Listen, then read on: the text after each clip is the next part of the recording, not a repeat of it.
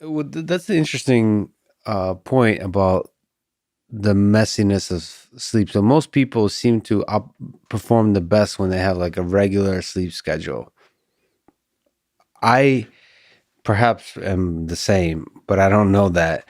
And I tend to believe that you can also perform relatively optimally with chaos of sleep, of like a weird soup of like power naps and all nighters and all of that. As long as you're like happy Hmm. doing what you love, Hmm.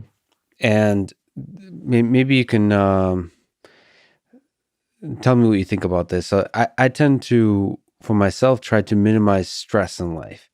So what I found for myself with diet, with sleep, is that if I obsess about it being perfect, then I'll actually stress quite a bit when it's not. Like I'll feel shitty when I don't get enough sleep because I know I should be getting more sleep as opposed to the actual physiological effects of not getting enough sleep.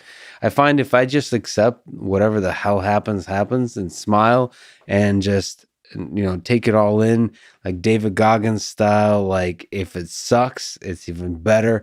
Or what is it? Jocko's like good or whatever he says. Right. I think there are several things that you said that are important, but I agree that one can have a dysregulated sleep schedule and still be a happy person and productive. I mean, much of my life I've pulled all-nighters and slept weird schedules. I think many people can probably relate to going to sleep, waking up 4 hours later, being up for an hour or two on your computer, then going back to sleep and getting amazing sleep the next day functioning. Yeah. I think it's important that people have highlighted the importance of sleep and getting enough rest. I do think it's gone too far. And now I'm editorializing a little bit, but I think that we've created this anxiety about sleep that if we don't sleep enough, we're going to get dementia. If we don't get sleep, then the reproductive axis is going to completely crash.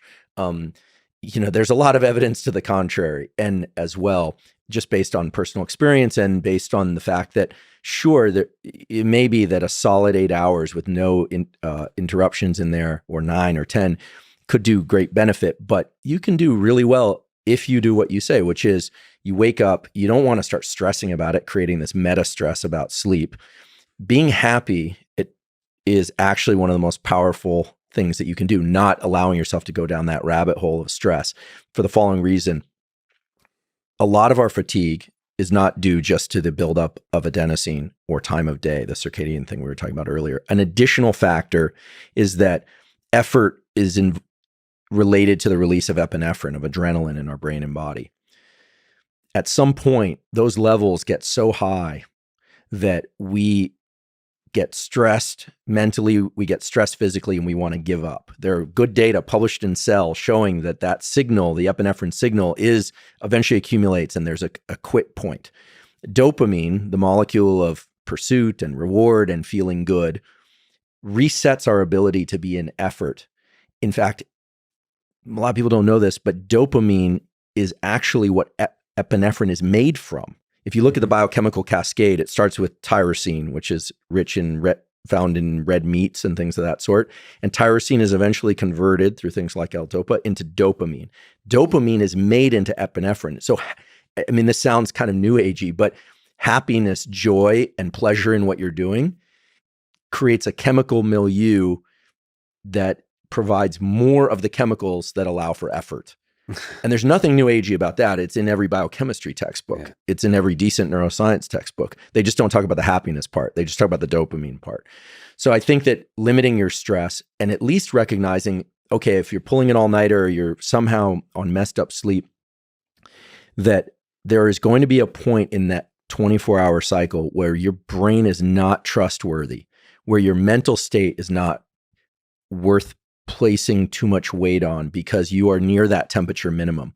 And near that temperature minimum, which is correlates to that about 2 hours before you would normally wake up, the brain is hobbling along. And anything you feel or think at that time should not be given too much value. But if you can trick yourself into thinking that's the pleasure point, you afford yourself a huge advantage. There's a study done by a colleague of mine at Stanford that showed that positive anticipation about the next day events actually is a powerful metric for creating quality sleep, even if the sleep is very reduced.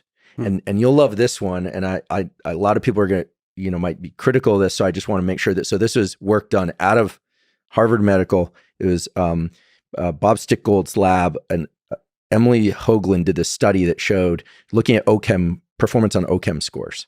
Okay, so organic chemistry at Harvard's a pretty tough subject, highly motivated, a number of very good control groups in this study.